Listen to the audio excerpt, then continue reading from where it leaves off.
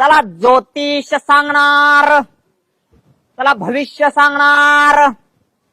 ज्यांची कुणाची लग्न जमत नाहीत अशांची लग्न जमवून देणार. ज्यांच्या कुणाला हाताला पैसा लागत नाही अशांना पैसा कमावण्याचा मंत्र देणार.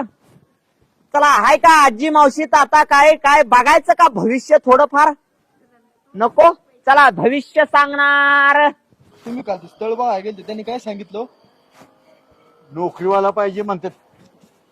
चला ज्योतिष सांगणार. ए ज्योतिषवाल्या तिकडे की जरा. बोला काका काय म्हणता? अरे बाबा आमच्या पोराचं लगीन कधी होते बघ की. ह्याच लग्न काय सांगता काका? तुम्हाला 2 मिनिटात ह्याचं भविष्य मी सांगू शकतो. मग सांग की. बघू हात. काय सांगणार दादा याच्या भविष्याबद्दल? ह्याचा आता हातावरच योग आहे. म्हणजे लग्न जमायचा याच्या हातावरती योग आहे दादा. आता फार कष्ट केलं दादा तुम्ही याच्यासाठी, पण ह्याला त्याची जाणीव नाही. ह्याच्या हातावरल्या रेषा फार मुजायला लागल्या. पण काळजी नसावी दादा, लवकरच याच्या लग्नाचा योग आहे, पण थोडासा खर्च करावा लागतोय दादा.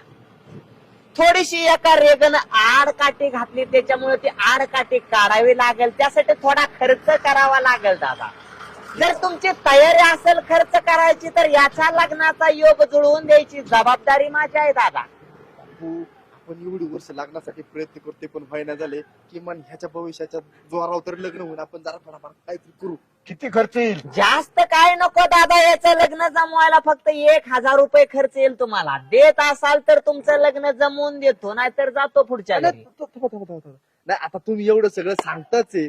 तुम्ही एवढं सगळं माझा हात बघून भविष्य बघून माझं सगळं सांगतायत. आपण थोडा खर्च करायला काय हरकत नाही बापू. 1000 लय होत्या ते. एवढी वर्ष घासून एक पोरगी भेटा ना.